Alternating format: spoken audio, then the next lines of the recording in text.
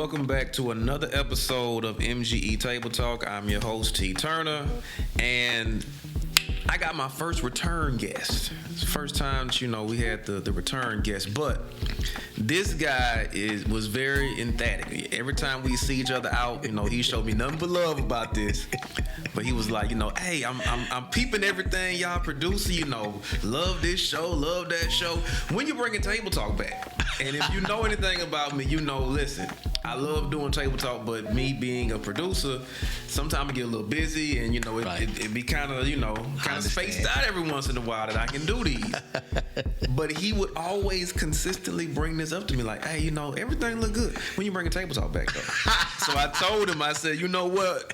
When I bring it back, you will be the first guest on the new incarnation of Table Talk. So I like to be a man of my word. Right.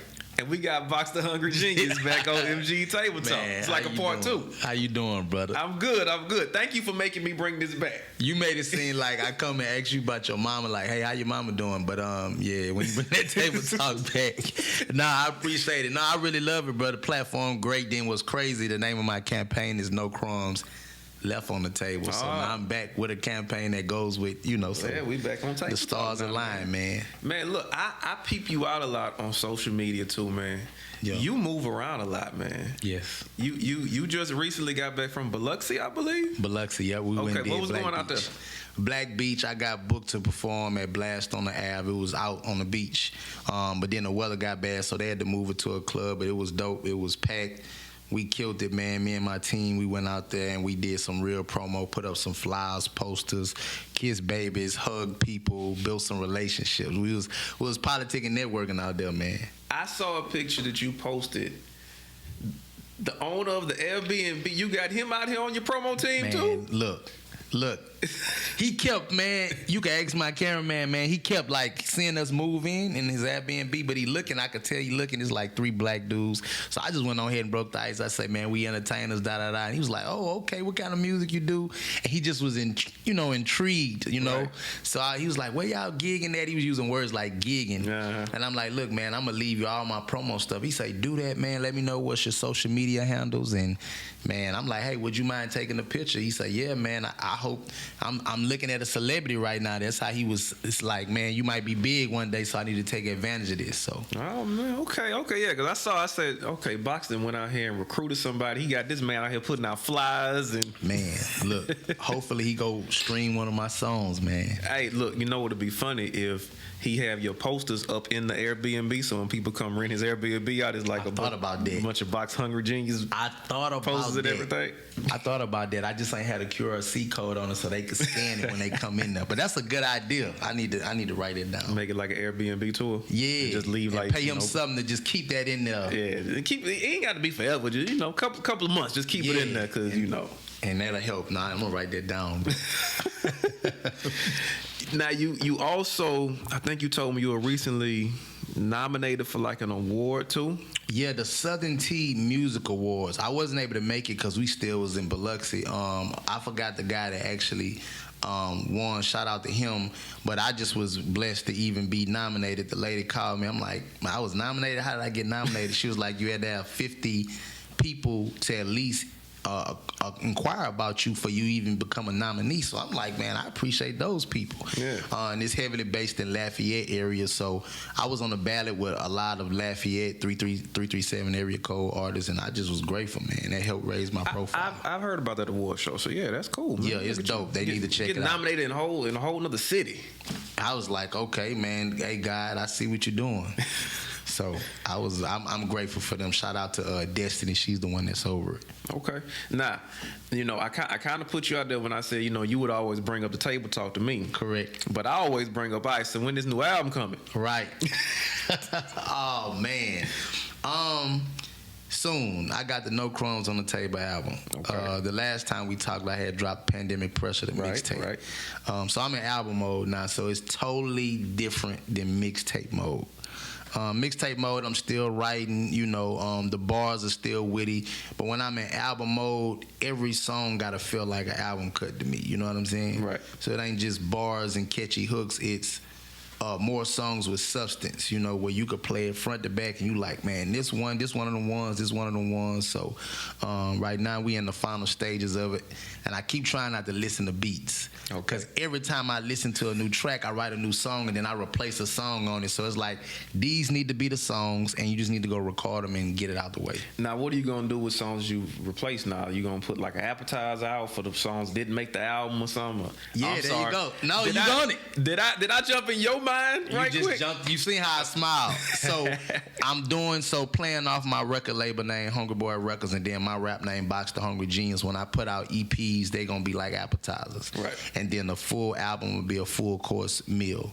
When I go in these cities, I don't even do meet and greets. I call them eat and greets. So I'm playing off of everything from a marketing standpoint of hungry and eating. Got So it. yeah, an EP would be like what 6 songs or something like like that. 6 songs. That's an appetizer. But this is gonna be a full album. This will be my first album under my record label, 100% independent, me dropping it myself. You know what I'm saying? Okay, now I know you adding and subtracting, but how many tracks can we kind of expect from you? At least 10. Okay. Now I know this the new era, so everybody not really listening to 18 or 21 songs unless they got a built-in fan base that's gonna listen to everything. And I do have a fan base like that, but no more than about 12, at least 10.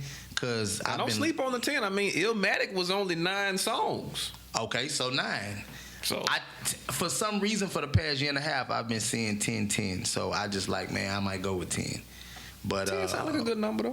But it's so many dope records, and I'm one of them artists. I gotta live life and write, so I didn't experience a lot since the last time we talked. So I had a lot to write about. So I want to put 18 on there, but I'm not gonna do that. Okay. And so, what made you kind of go with the title? You know, No Crumbs Left on the Table. Like I know, like you've been hashtagging that and putting that out there, really pumping it. But like, what goes into the mindset of that title? No, you just said it. No Crumbs on the Table. It's more than a campaign. It's a mindset. And I got to give kudos to my dog, my promoter, my road manager, Tony Knuckles. I think he started saying it first, or we started saying it together. It don't even matter. But like, he started championing that. He has a brand called Trench Work. So when we in the trenches and we touching these kids, and well, that didn't sound right, but we kissing the babies and hugging the people, right? We call it Trench Work, and then it kind of just evolved to No Crumbs Left on the Table, meaning we maximizing every opportunity. We turning over every rock. We calling every phone number back, and we hungry and we greedy, you know. So, yeah. And it became a mindset when we started off as a campaign. And then it just took on a mind of its own. I just started saying, if it's truly going to be no crumbs left on the table, I need to be on the offense. So I need to call these podcasts and I need to call these club owners and say, hey, man, let's do a door deal. I need to create the momentum so it can come back around, you know. Now, this kind of, I'm trying to frame this correctly. Okay. And because you've known me long enough to know my brain is wired a bit differently. Definitely. But this is something I've been seeing, and I kind of take issue with it. Okay. Why is it that DJs in this city seem to not be doing their job? And what I mean by that is, I was gonna ask, be specific. I'm gonna be very specific. That, and I'm not saying all of them, right? But there's a nice large. Is more of them not doing their job than the ones that are doing their job. And what I mean by that is, a DJ is not only supposed to, keep the event moving, keep the party going, and all that, but DJs are supposed to break artists. They're supposed to introduce the crowd and the audience to new music. Right. But every time I go out, every time I go to an event, they're playing the same old. Wow. And I want to know, you got a whole ode to the DJ. Blame it on the DJ. Is giving it up for the DJ. Great segue. But I feel like they're not doing, the majority of them don't do their job, because I go to these events. Right. And I'm there, and I can be there from the start of the event to the end of the event. A lot of times if I'm out at events, I'm filming or whatever too. Correct. So but you're hearing the music as you work. But that also means that I'm there for extended period of time. Correct. They're not playing new music, and this city has a plethora of talent. Facts. And it's a diverse amount of talent too. It's not just one genre. Right. Yes. Why do you know? So I'm asking you because I know you're out there. This is your lane. Right. What's up with that? What's up with DJs not doing their job? And I'm framing it like that. These are my opinions. Boxx did not say that y'all not doing y'all job. I said, don't get me blackballed. I said that a lot of y'all are not doing y'all job because I should be hearing blaming on the DJ at a lot of these parties. I should be hearing, some Headband Beezy and some Johnny Hustle, and I should be hearing some free thinkers. Shout out to my dog. Shout out to the free thinkers too, man. But don't you see how I just the free thinkers are completely different from a headband. Oh, right, correct. But it's all Baton Rouge, and it's showing the diversity of what we have. Right. But I'm going to these events, and I'm not hearing these artists. Man. And I think about New York, right? You go to New York. Correct. There's a reason why Pop Smoke was so popular in New York before everybody else heard about him, because them DJs they don't mind breaking their artists. They champion. You ain't gonna hear Dave East nowhere else, but you'll hear him in New York at least. Right. So why our DJs feel like they? And again, this is my opinion that a lot of y'all not doing y'all job. Right. But why do I feel like that? Why do you feel like? Why do I feel like that? You. So I'm not gonna give you a politically correct answer. I'm gonna be straightforward. Thank you. It's multiple reasons. It's basically like if you had a raft in the water, there's so many holes in it, right? Mm-hmm. So the number one thing is, let's talk about the business side. Okay. There's DJs who want to break artists, but they might be in a specific club every week where the club owner is saying, the club owner has the thumb on the DJ. Okay. So they're saying, man, if you start trying to break these new artists, it makes the crowd want to leave. And if the crowd want to leave, we lose money. Right. So play the records that they going to like so people could keep buying drinks and they can stay in the club. So you got the DJs that want to break the artists, but also this is how they feed their family, by being in front of these same amount of people every week, and they're scared to take that chance because they'll lose their weekly gigging spot, right? So that's one way you can look at it.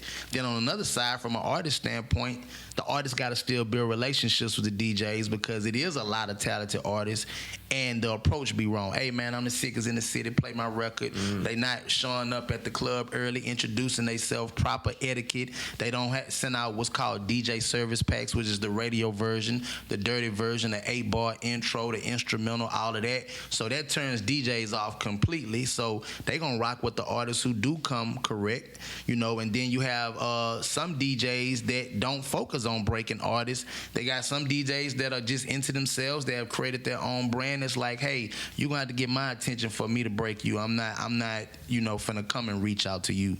So, and then you got egos now. So, one thing I learned about the DJs, I love all of them, and they rock with me. I build real genuine relationships with them, but most of the DJs have egos.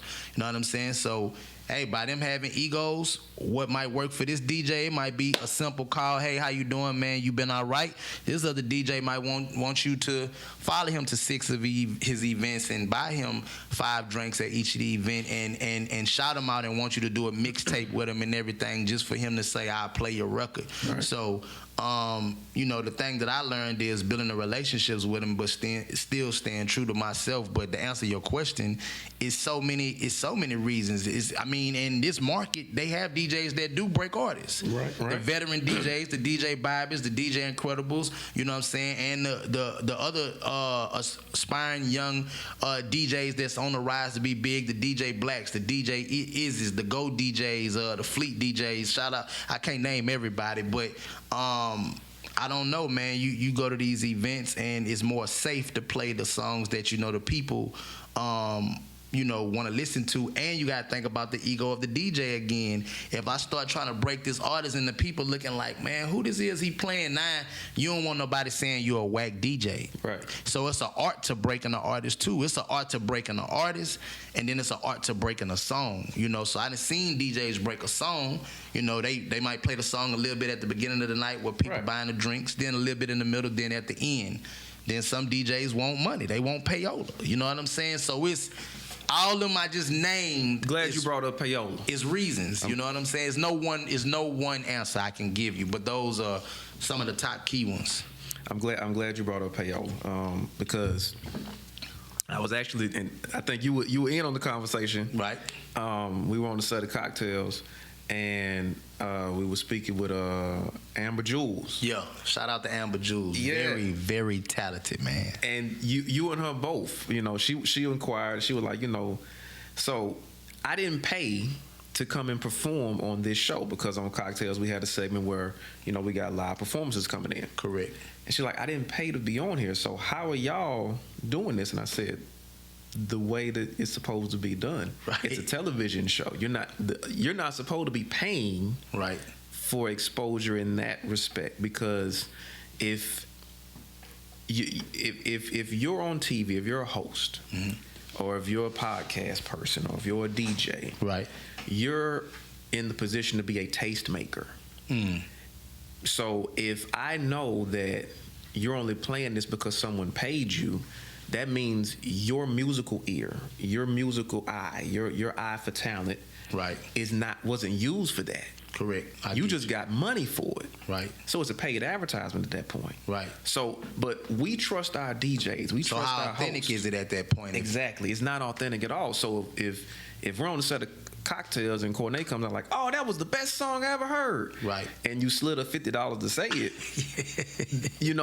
For me, that cheapens the brand of the tastemaker, yes, of the host, of the DJ, of that. Right. So that's why, when I ask, why they're not doing their jobs, or why do I feel they're not doing their jobs, that's what I mean, because you're in a position to be a tastemaker. And you're in a position to that's where we're going to you. Correct. So we can hear the next thing, the new thing. Right. And I feel like we've gotten into this rut where it's just, let's just keep doing, like you said, the safe thing. Let's just keep doing the same old. But then when the person blows up, we want to take ownership of it. We want to say, hey, they from Baton Rouge. Correct. Oh, man, we didn't I will give it up to the veteran DJs who set the foundation, especially the Go DJs in Baton Rouge. They've been doing a hell of a job with their once a month event where they're bridging the gap between the artists, the producers, and the DJs. So. And let me say this too: I'm not trying to beef for DJs. All right, I don't need y'all running up on me, hitting me with turntables. No, don't beat in my the street, man. Up. But no, hopefully this conversation. Pump gas and y'all throw a record at me or something. No, this conversation, hopefully when they see it, can make some of the DJs that don't break the artists say, man, well, how can I do that? And unfortunately, the game just didn't change, but the artists are coming into the game about the bag. So now it makes the DJs feel like, well, if it's all about the bag, then I'm gonna be about the bag. So it's a standoff. Yeah. So hence, plugging a song, blaming on the DJ. One of the main reasons why I created the record, outside of just it was a banger. I had to go back and do my research and see that the DJ was more important than the artist back then. Yeah. It was Jazzy Jeff and the Fresh Prince, Eric B and Rakim. You know what I'm saying? The Jazzy Jeff and Fresh Prince album. He's the DJ. I'm the rapper. Right. I didn't know that. So when I came into the rap game as a young man, the rapper was more important than everybody. You know what I'm saying? Mm-hmm. Even though we got paid the less amount of money, but the DJ at one point everybody used to come see the DJ, and the MC could just happen to rap. The rapper was like the side piece. The DJ was the main event. I didn't know that. Mm-hmm. When I found that out, and I just had a genuine, the DJs years ago just started genuinely rocking with me, like, we want to see you win. And I went and did the research. I'm like, I need to pay homage back to them.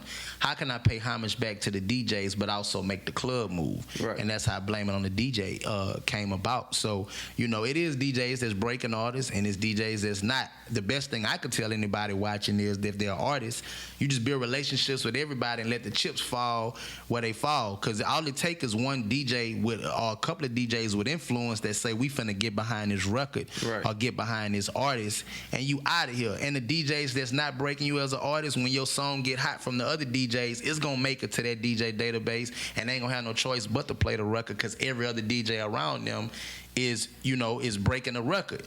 But if I know that you wasn't breaking me in the beginning, if you call me for a show, it's gonna have to be for a price. Mm-hmm. But a DJ that didn't broke me, or DJs that's been playing, it's gonna be discounted, or whatever you need me to do, I'm pulling up. I got you. When I dropped Blaming on the DJ, a lot of DJs, of course, was like, Boxx, can you come do a Sweet 16 for my niece, or a graduation party? Man, no questions asked. I'm there. You know what I'm saying? So, I believe some DJs aren't breaking artists, but I just focus on the ones that that do, and I build relationships with everybody else. But I have no smoke with the DJs, so I don't want no real smoke God is either. good. But I just want.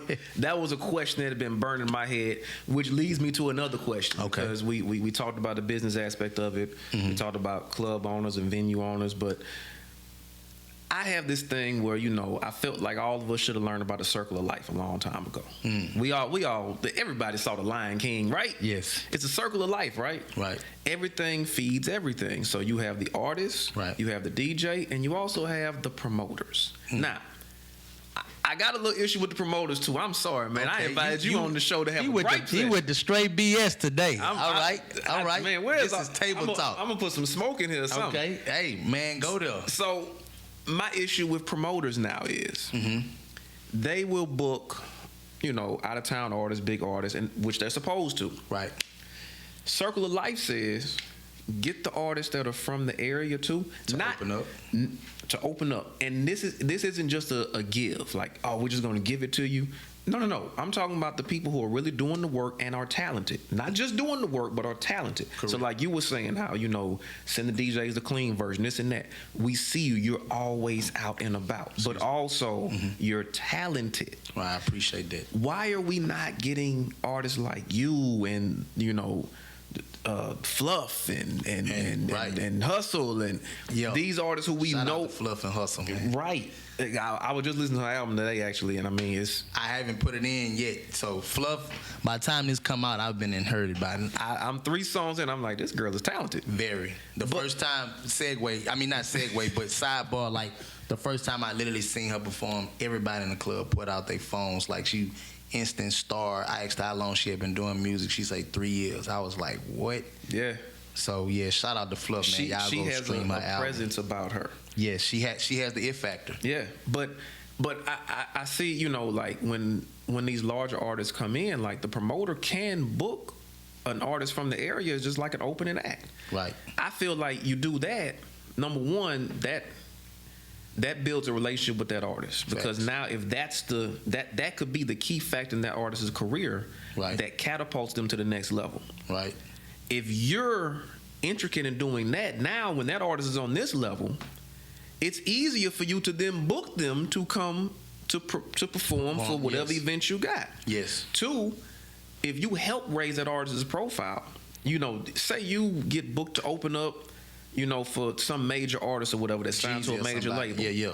You can then use that in your resume, in your portfolio. So now when you're getting booked for shows, you can say, I've opened up for this artist, that I've been on the same stage as this artist. Like, these are the shows I perform at, you see my name is right there on the Jeezy. And correct. So now that raises my profile. That raises your stock. Correct. Your stock goes up. So now other promoters in other cities and other states see that, and it's like, hey, who's that guy that opened up for you? Let's get him. Or the artist that you open up yourself. Yes. They might take note and say, hey, I dug your performance, man. Look, I got 3 shows close to this area. I want you to open up. And that's what's been happening to me. Artists see me perform in other markets and be like, I got something in Atlanta or something, man. Come out there, come rock with me. Right. So it opens up opportunities. Correct. But that feeds the circle of life. Because the promoter, what you do today for this artist, might come back tenfold for you in 3 months. Facts. It happens that fast. Facts.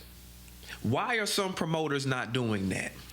In a similar fashion, I asked the previous question, but and again I asked you because why I know they not showing. And let me make sure I'm hearing you right. So why are they not taking the artist from the hometown? You're saying, and when a big artist come in, have them open up for that artist. Right. And like I said, it's I'm not saying it like, do this charity work. Right. I'm saying if you're a promoter, the same as a DJ, you should have your finger on the pulse of what's hot. I'm gonna be honest with you, I was disappointed when I saw the lineup for Boosie Bash. Because you got all these artists, and this is a Baton Rouge event. You're a Baton Rouge superstar. Everybody knows Boosie, right? Correct. Shout out Boosie, man. Why were there no artists from the area that are currently not signed to a major? Let me make the distinction. Right. Because I had this conversation with someone else before. They were like, oh, well, wasn't Fredo Bang on? I'm like, he's signed to a major. Correct. I'm talking about the artists that are here in the trenches. Correct. Doing the trench work. Correct. Who are building their brand, and we see the growth. Right. Why were they not included in that? And again, it's not about charity work. It's about feeding the circle of life of what we call entertainment. Because if we raise the stock of our own artists in this city, that raises the stock of all your events as well too. Correct. Think about this: if your stock is raised more than what it is right now, right? Even though you're still here, you're not backed by a major, right? But let's say your stock just gets risen a little bit more. Yep. Now we don't have to always get these larger artists from outside and pay these exuberant fees. Correct. If you got a superstar right here. Correct. So now it saves the promoter money. It does. If we've helped build you up. You basically saying like the champion, who's champion, the hungry artist that's in the trenches, like you say. And to piggyback off what you said about the Boosie situation, two things: relationships and business.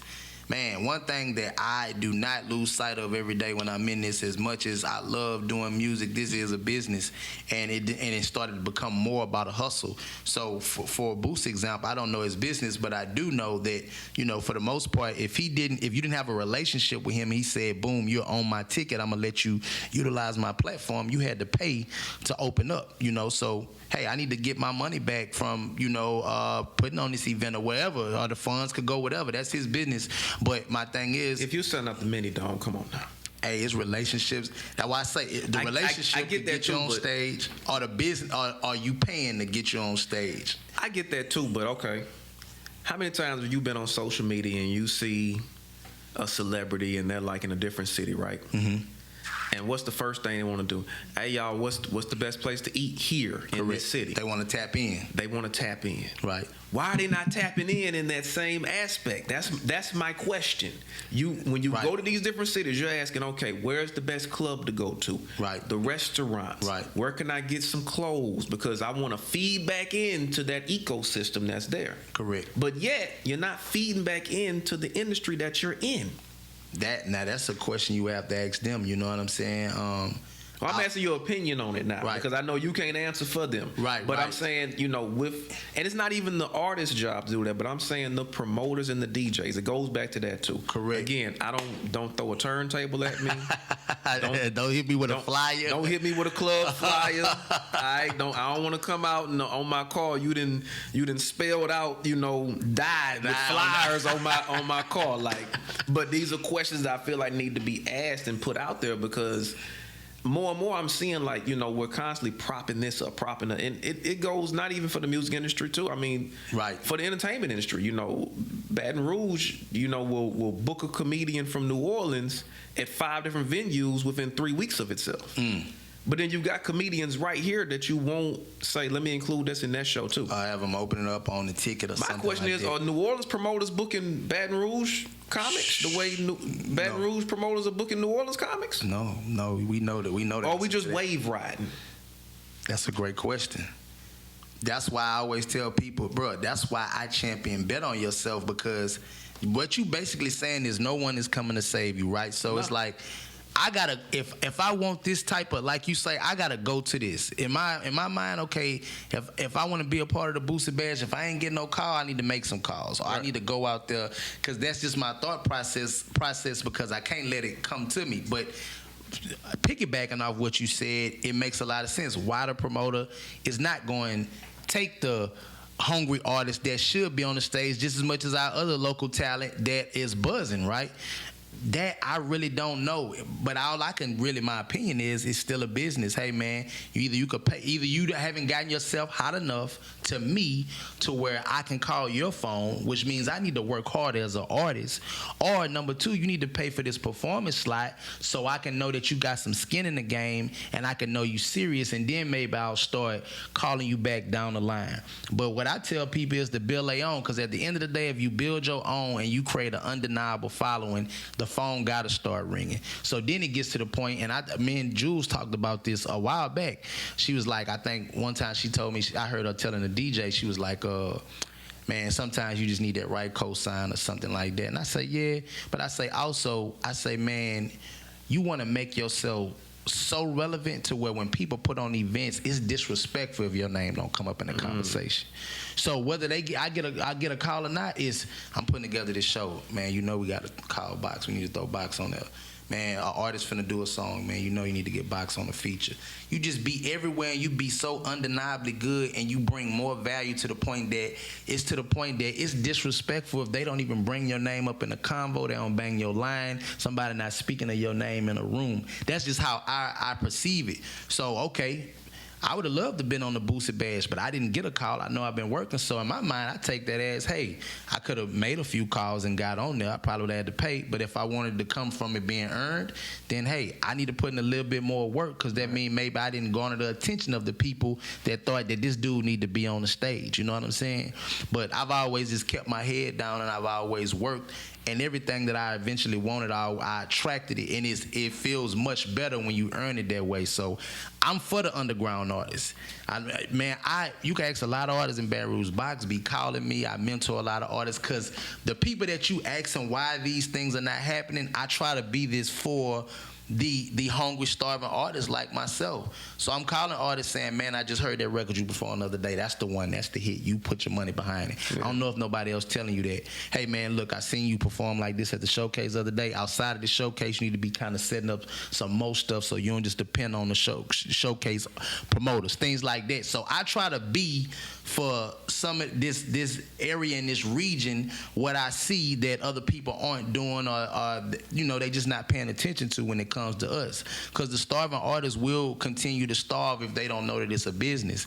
And you got to build relationships with this stuff. You know what I'm saying? But I think you more on the nostalgia, the old school of, hey man, if a promoter's supposed to do their job. If you see good talent, your job is to go promote it. Hey, a DJ, if you hear a great record or you see an artist with star potential like a Fluff or something, like, you supposed to go break that artist. Right. But I think that's the old way of how they do things. Now it's not like that. At least not in this market. I'll say this.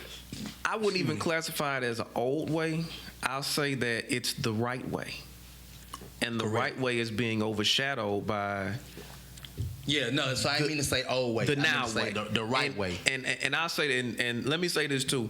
I'm not just griping about something. Right. Because we've actually done something about it. This is why we started Friday Night Flows. Correct. It highlights the artist because I can remember a time where the radio station here would play artists from the area mixed in with national artists. Correct. And that doesn't happen anymore because it's no longer locally owned and operated. It's owned by right.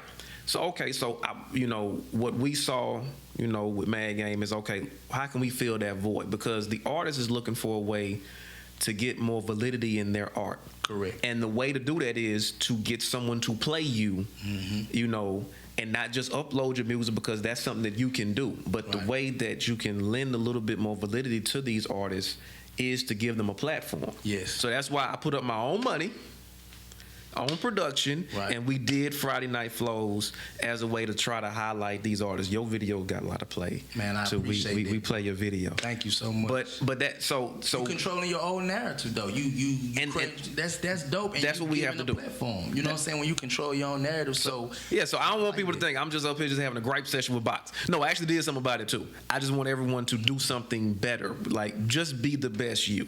Right. Be better than what the now is. Right. It doesn't have to be an antiquated way of how we do things. It's just the right way. Some things never age out. Right.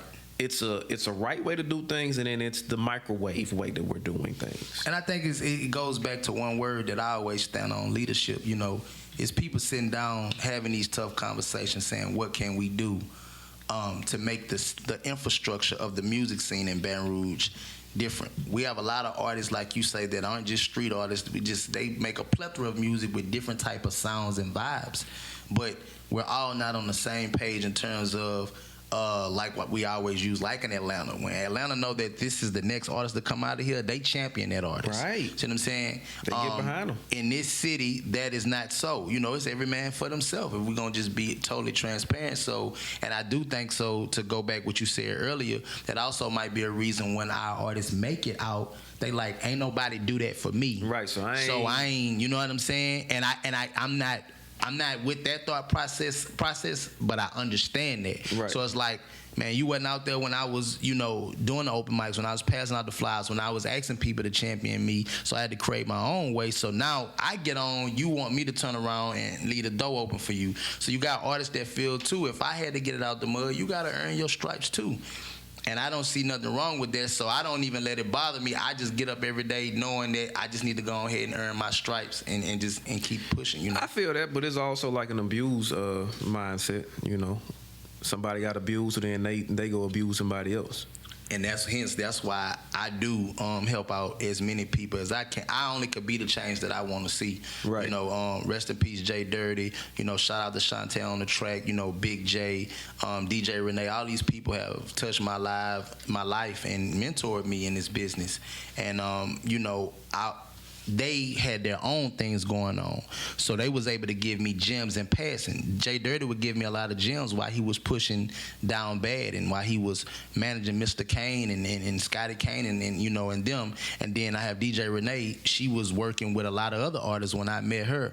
And then DJ Earl was the first DJ to start mentoring me when I was younger. Mm. So he was pushing Kevin Gates. Yeah. You know what I'm saying? So for these people to stop out of their time and give me the gems as they was building their own infrastructure, I'm like, okay, boom, how do you take this and now you don't side with none of these artists and you just try to be the big brother or you try to be the leader that you didn't have all the way every day for them. You know what I'm saying? Right. And that has nothing to do with me. That's all God. He just put that on me because I didn't like the fact that, some of these artists didn't know their way, but they just needed some guidance. So I don't know why our industry is like that, talking about Baton Rouge, but I just try to be the example when I'm out and about, and hopefully each one teach one. Somebody can rise up and say, well, Boxx doing something totally different. He is leaving the door open. When I'm going out of town, I'm calling these artists back and these promoters that's hungry, and I'm saying, hey, man, I just did a show here. I'm going to give you the club owner number. Maybe you can come back up here and you run your own show. Right. And I don't want no money. It's just more of a sowing the seed thing. So Circle of life. That's what I'm saying. So it takes somebody kicking it off to sow the seed and say, man, I'm going to be the change. So that's what I've been trying to do, man, as I build my own, Definitely applaud that effort. Definitely applaud that. And I can say this, too. You are probably one of the most positive people that I ever interact with, like, because you always enjoy what you do. You always got a smile on your face, and the conversation with you was always you listening, right? And then you like, cool, let me slide this to you too then. Right. And it's always an exchange. I'm like, man, it's always an awesome conversation with you, man. So it's always great. Likewise. We gotta get into a few hip hop questions, man. Man, I'm with it, bro. Okay. I'm with it. So we gonna start locally first. Okay, let's go. Excluding yourself. Okay. Okay. Give me your top 5 BR rappers that everyone should know about now. We ain't talking about the legends. I'm talking about the ones that are active right now. Who are 5 BR artists that everyone should know about right now? I know I put you on the spot.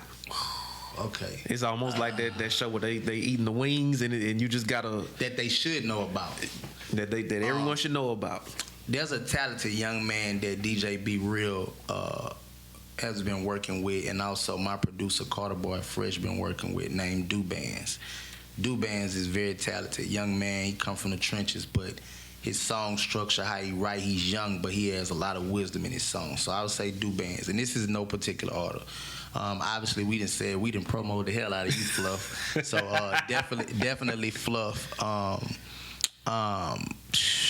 Bro, TG Commons, you know what I'm saying? That little dude, when I sat down one day and listened to what he was saying, because he really with most of his songs, but when I listened to his wordplay, I'm like, he really could rap, you know what I'm saying? And I'm a lyricist, he could rap.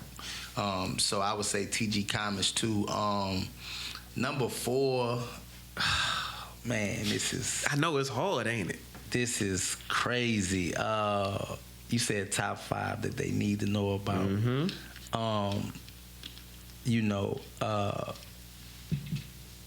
And we talking rapping or we talking singing? Are you talking about artists or are you just talking about rapper?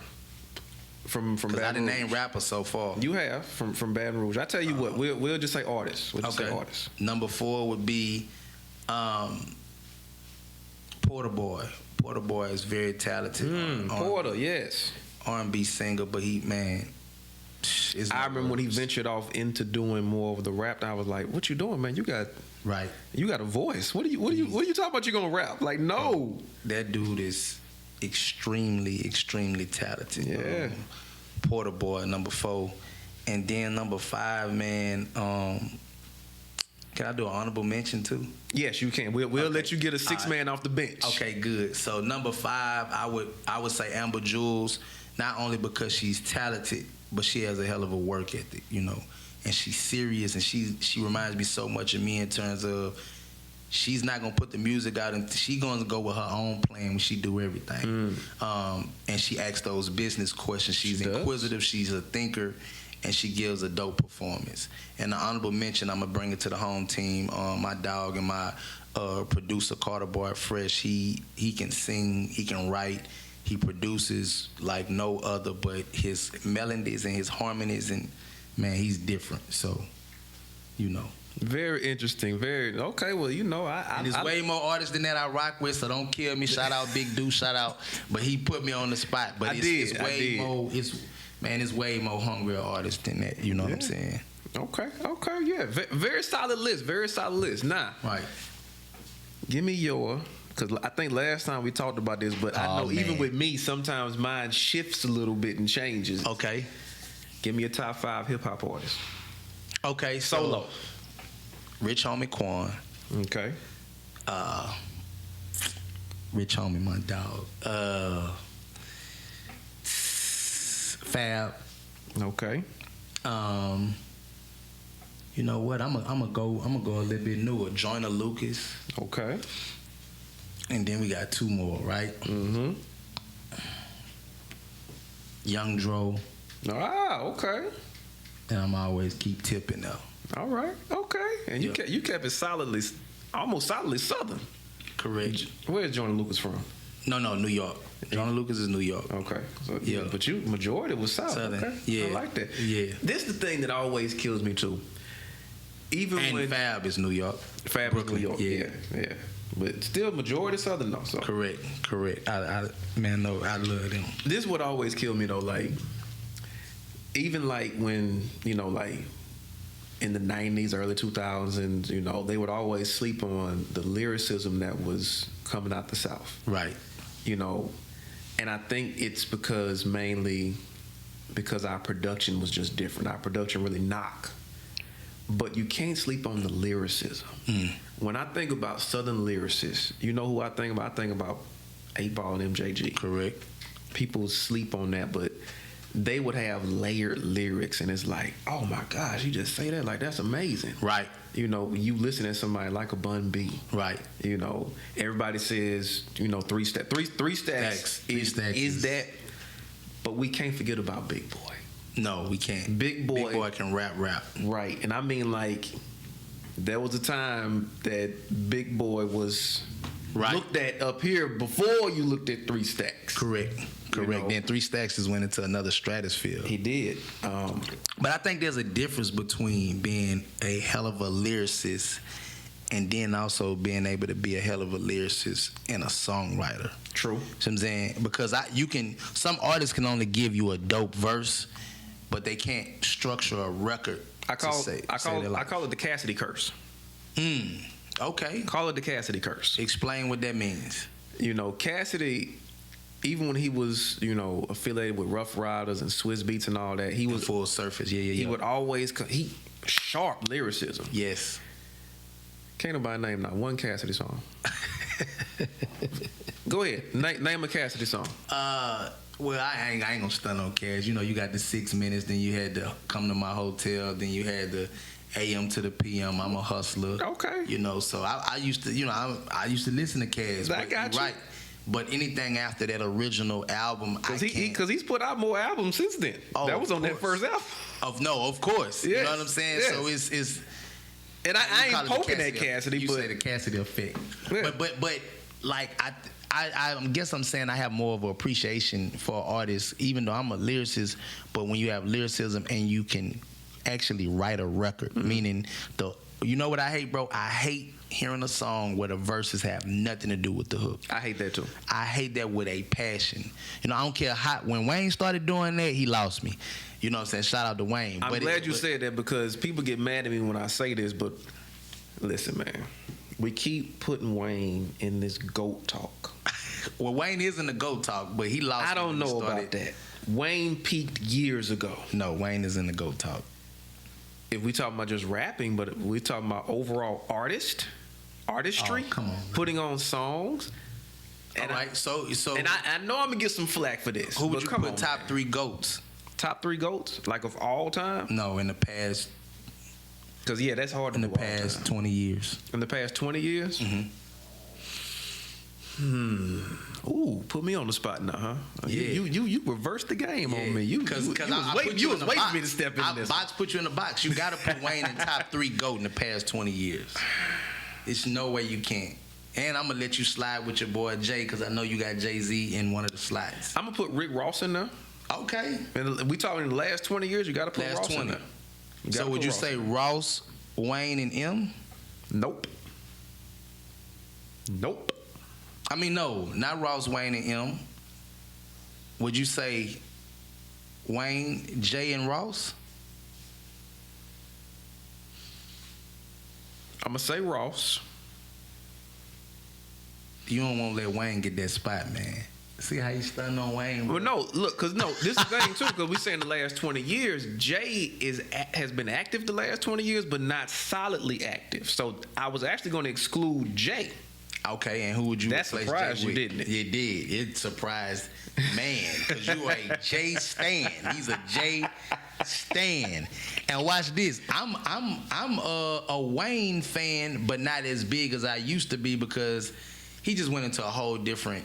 Wayne could rap about skateboarding, shooting your mom upside the head, and eating vagina all in one verse, and I'm like, bro.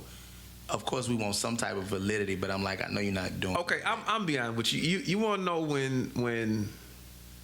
I'm not gonna say I have my feel because I still listen to Wayne. I'm not a Wayne hater. But see, when you listen to Wayne now, when we listen to Wayne, we don't listen for validity no more. He's proved so much that he's a great rapper to where we're listening to see how dope the verse gonna be. I'll say this: even when he was at his peak, he wasn't the best songwriter for me. Really? Wow. It was a lot of flow. Like, what is his peak to you then? Maybe I need to ask that. Are you talking about the Carters? he peaked at the Carter 3, and let's be honest, the Carter 3 is not the best in the series. Okay. But that's where I can agree with you. That's where he peaked at. Okay. When even if you listen at the first Carter, the song structure was a lot of flow, but like you said, some of the verses were disconnected. Verse 2 was disconnected from verse 1. He was just flowing. Exactly. And we were so enamored with, wow, he just snapped on that. We're not paying attention that verse 1 was about Mother's Day and verse 2 was about World War V. Yes. Yes. And we're like, whoa, first of all, there was never a World War V, Wayne. What are we talking about? Once he got into that, Wayne, it was just like, okay, you a pop star to me. You just, I'll check you out on features and things like that. I still listen to artists. I feel like Wayne oversaturated himself. Okay, I can agree the with rules that. of supply and demand apply to everything. Now you got me thinking I got to go back and take somebody out of my top 5. Go back and check it out. You know who's dope? The Game. The Game is His dope. ink pen, aside from his antics. Yes, if you take out the Game's antics, I'm looking at the camera. The Game is one of the best lyricists I've ever heard. He is. I don't know if you ever. He can get on anybody's level. He can get in his Chirac bag. He can get in his West Coast the fact bag. that he can adopt. Yes, he has a adapt flow, cadence. a chameleon flow. He can. You know the only other person I saw do that well, Biggie. When Biggie adopted Bone Thugs and Harmony's flow on Notorious Thugs. Okay. I was like, wow, like did he just do that?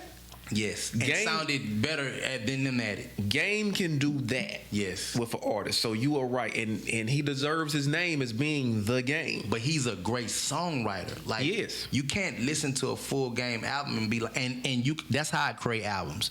My albums have to be cohesive. Yes. So yeah, I might have a few songs in there that might be like, okay, he put this on here, but for the most part, you're gonna be able to tell I wrote this project in the same mindset throughout however long it took me. It's not gonna sound like a mixtape and it's just a scattered records. Mm-hmm. So one thing I like about artists when they put projects together, it makes sense. The project makes a whole lot of sense. Like the Jesus Piece album Game put together, he referenced on a lot of his hooks God, Jesus, the Holy Ghost, which I feel cross. like that was one of his most solid projects. Yes, you know what I'm saying. So I don't know why I ain't have him in my top 5. I was tripping on that. But back to what you were saying, I think Wayne is. So if he was to leave today or tomorrow, God forbid, I mean, it's without a doubt in our mind. I'm not saying he's not solidified. I'm just saying for my taste buds, right? He peaked a long time ago. I can agree with you on that. And we've been so enamored with him that we just continue to let him go. Yeah, we give him a pass. The thing is, so in certain people we have been giving passes to. Let's be honest, we give Wayne a pass for so much. Okay. People gave Kanye a pass for I don't know how many years. It wasn't until recently it was just like, oh, wait a minute.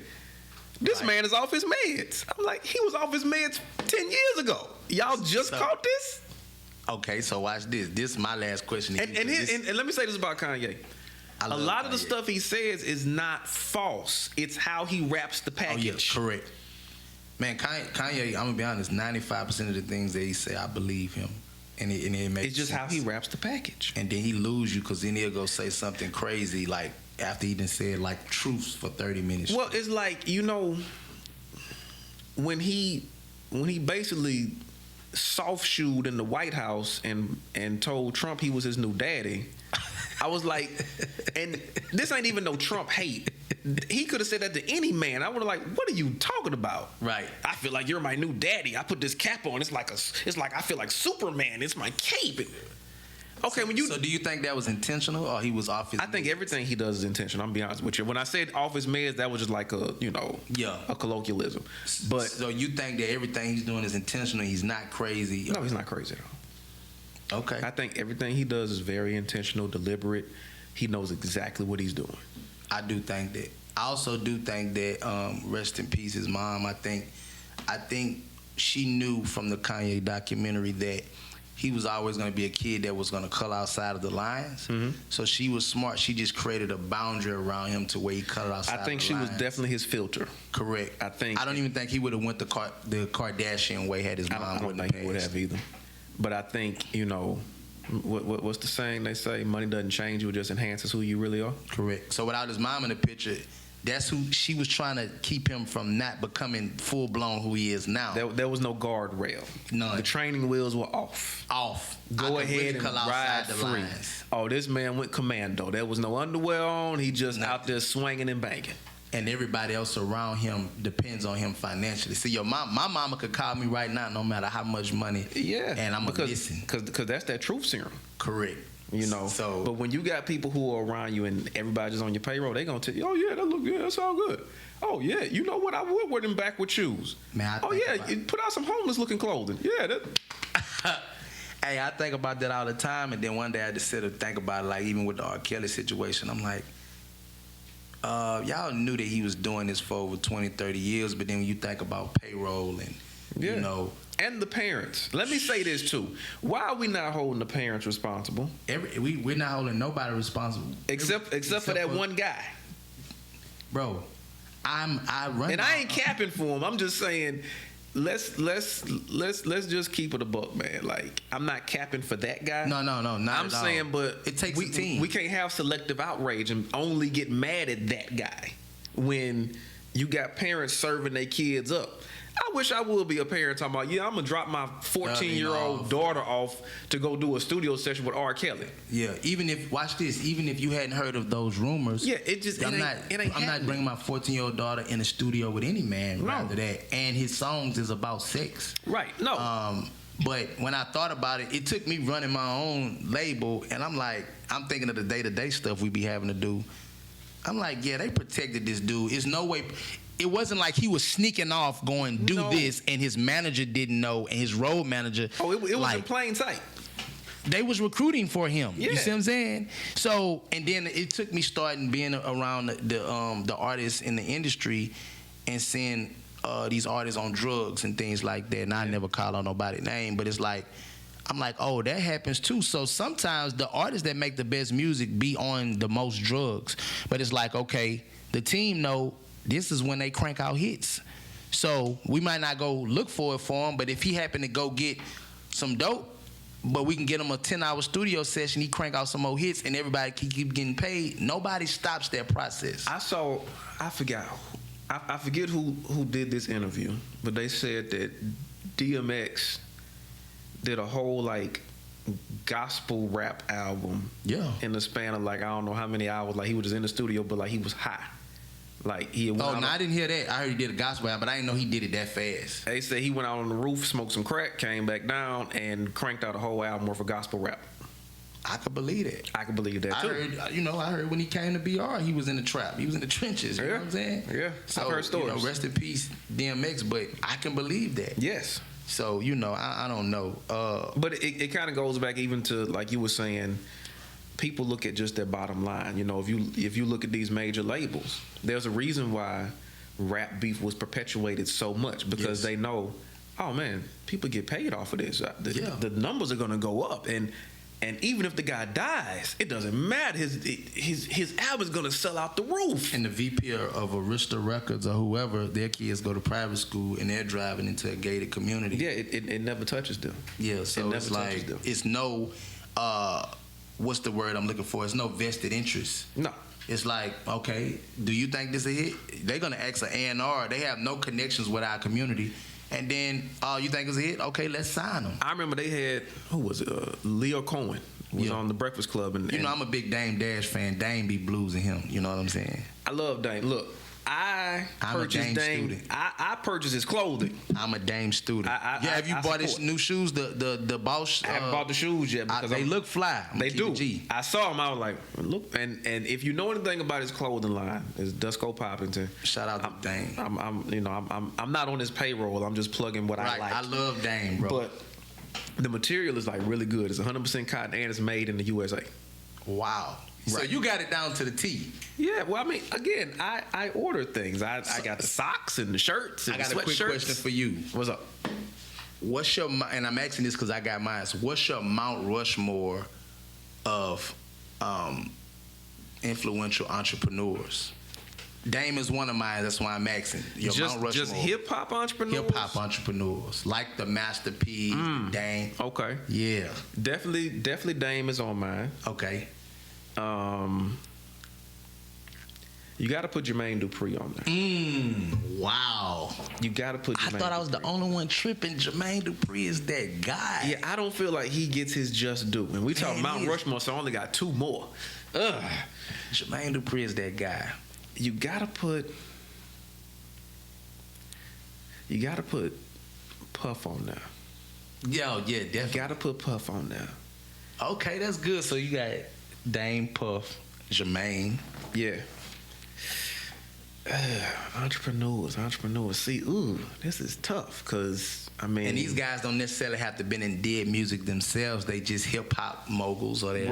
Right. So that fourth slot, I mean, that could go Jay Prince. That could go P. That could go Suge Knight. That could go Tony Draper. People forget about Tony Draper. That could go Luke. That could go Luke. That could go. Yeah, these people I've been studying. That could go Steve Rifkin. I haven't studied Steve. I've heard his name a lot. People sleep on Steve. So Steve Rifkin, if you're not familiar with him, he was over Loud Records. Okay, yeah, I've heard that. Okay, Loud at one time. Is that the white bald-headed guy? Kind of swole? Yeah, I've seen him on the Breakfast Club. That roster was insane because at one time he had Wu-Tang Clan, Mobb Deep, and Big Pun on the roster at the same time. That is a crazy, and that's not even everybody that was on it. He had Exhibit on the roster. Okay. That is a crazy roster. He's the one that did the deal with Wu-Tang that allowed them to sign with him as a group, but allowed them to sign solo deals with other labels. That's very innovative. I would love to do something like that. That's dope. So no Jay, you don't put Jay in there? As an entrepreneur? Yeah. No. Okay. Is it because he come from the Dame cloth, so that's the same thing? I feel like, yeah, that's a point to make. And I feel like when people put Jay and exclude Dame, they're trying to cut Dame out of history. People forget Jay wouldn't be Jay without Dame. Mm-hmm. We wouldn't even have this incarnation of Jay and Rock Nation without Dame. Dame wrote that blueprint. Okay. Not to take anything away from Jay. I believe Jay is probably one of the most intelligent, people in hip hop. But let's just keep it honest, man. Okay, so I'm gonna give you mine, but okay. And I feel bad. I still didn't even give you my fourth yet. So who the fourth is? You gotta choose somebody. I know, like man. You want to go with Steve? No, I'm not gonna go with Steve. Steve was very innovative though. Okay. So I got Jermaine Dupri. I got Dame. I got Puff. I got him good, Pharaoh. You did. You know what? I got to keep it Southern, man. I got to put P on there. Good. All right. So I was going to lead with P, but I have them on my Mount Rushmore for a reason. So P represents ownership to me. Honorable mention, L.A. Reid. Oh, yeah. Hell yeah. So P represents ownership. I sum these people up in one word. When I hear P talk, he's talking about ownership. Mm-hmm. Dame represents independence to me. Mm-hmm. He's one of them guys, he gonna be like, forget the majors, forget everybody else, just go put up your own bread. I love when he talk like that. Yes, Dame like, we can do this ourselves. And as the team rock with me, man, that's what we do. We put up our own bread. The third person would be, this probably gonna take people for a loop, but this dude is amazing, Ryan Leslie. Ryan Leslie? Ryan Leslie. Huh. What you know about him? Huh. That took me for a loop. Ryan Leslie, the program he created where you directed the consumer through the cell phone. He did do that. Nipsey Hussle took advantage of that, rest in peace, and he sold a lot of records. So Ryan Leslie, I studied him. He showed how you can maximize and make the most money with your fans without selling a lot of records. Right. And then the fourth one would be, I say Tip.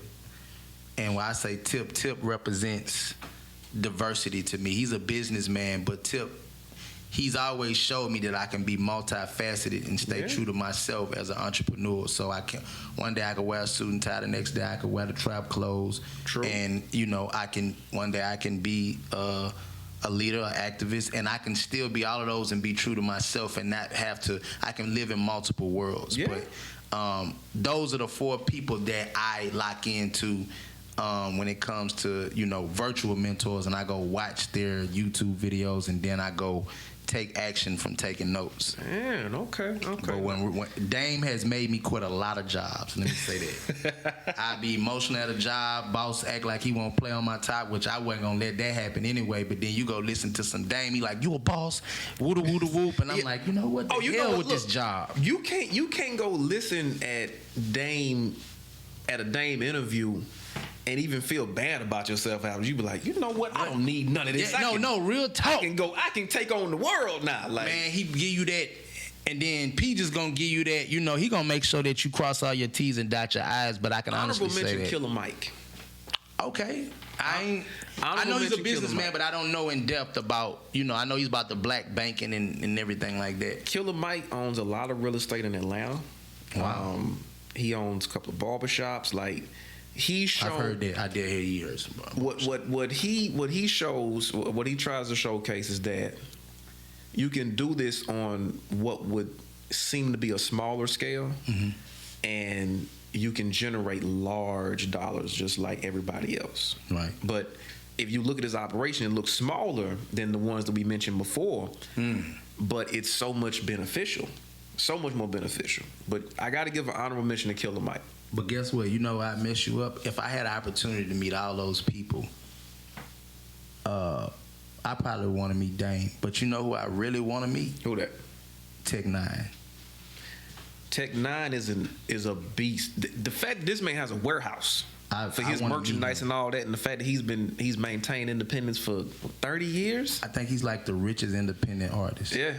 Like, and they got a whole infrastructure. I've seen the compound on YouTube. Yeah, it's crazy. He distributes for other artists. Like he became a conglomerate. He did. I would love to sit down with him and it's amazing. I do admire Tech Nine. Man, what? Never did get into his music though. And the thing is, he can spit. He can spit.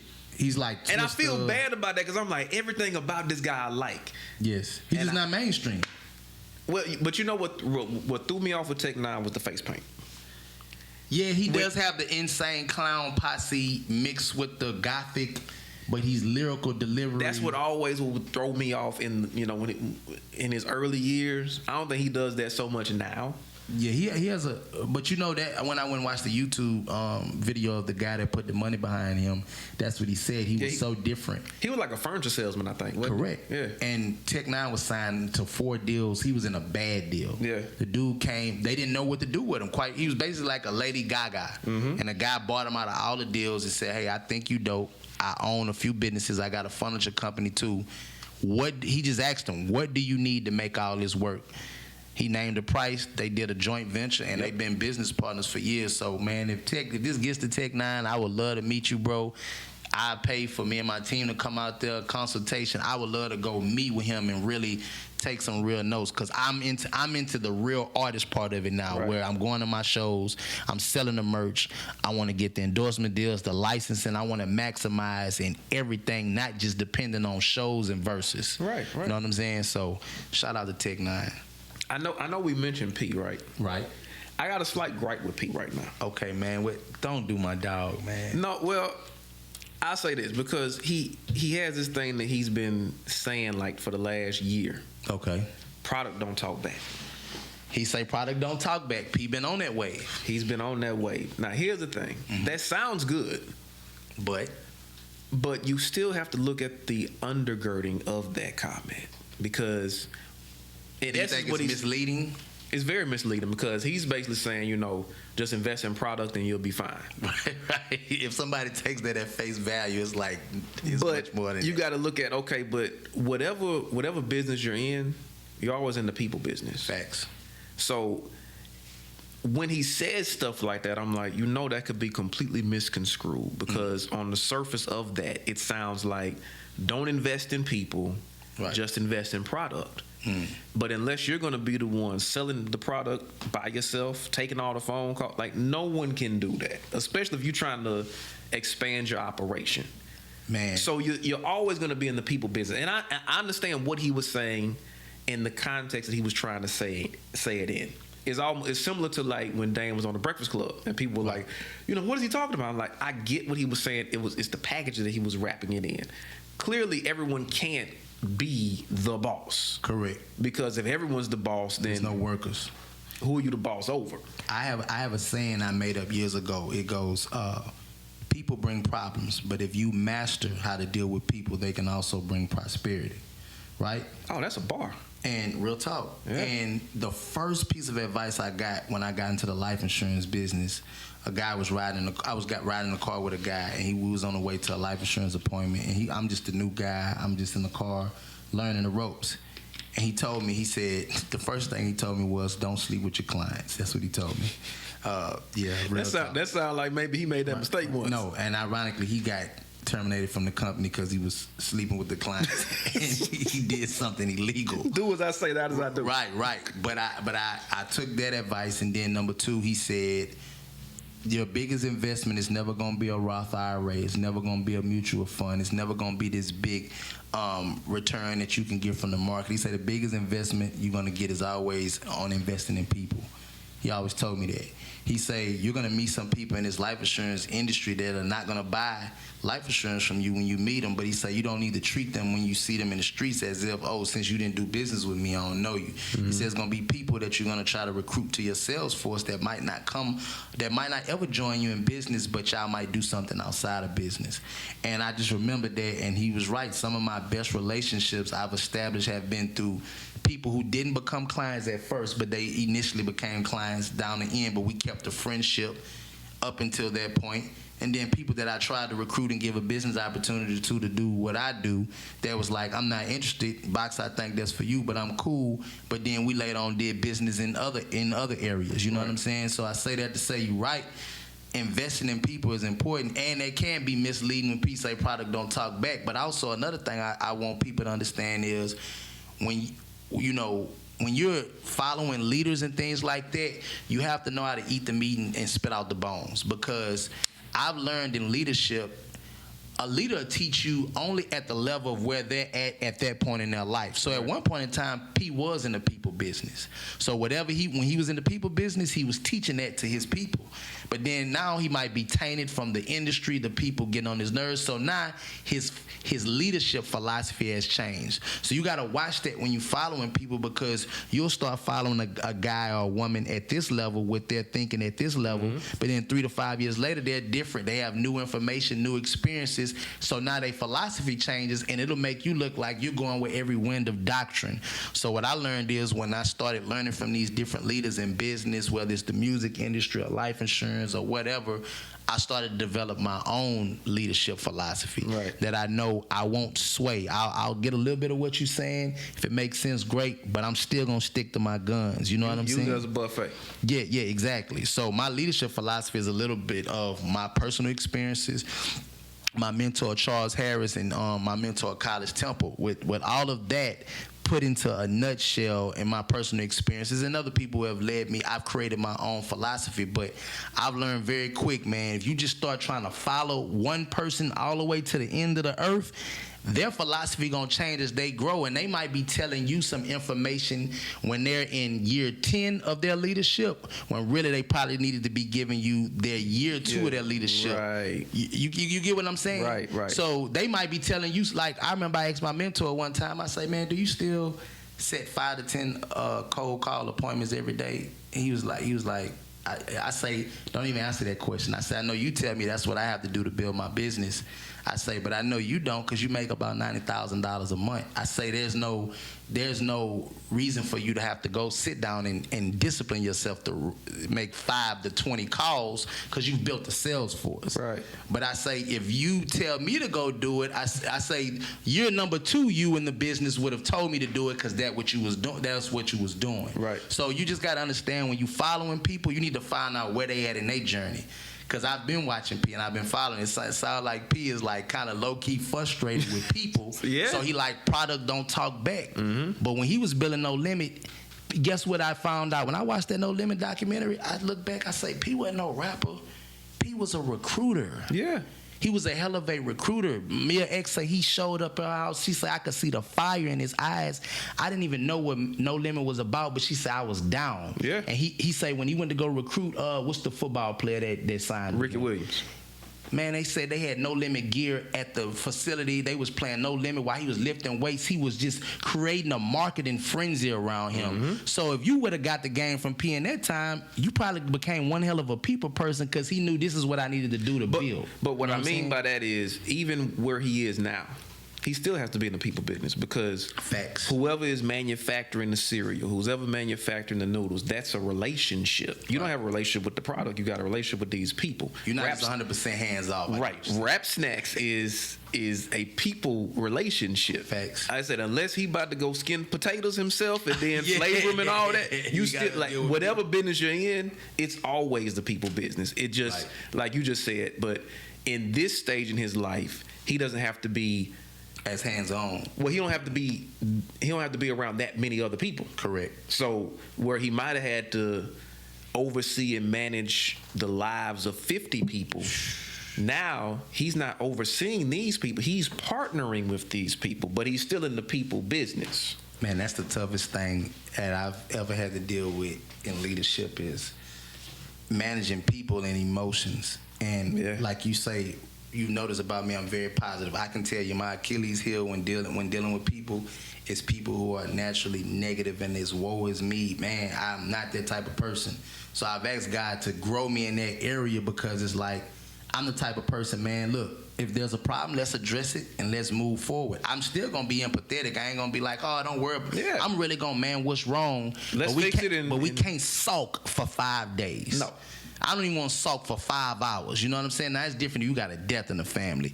But if it's, Boxx, I got this going on and this going on, man, as a leader, I have to be patient. I had to learn to be patient because something I see that's small to me, I had to learn in leadership, if it's a big problem to them, it needs to be a big problem to me. Right.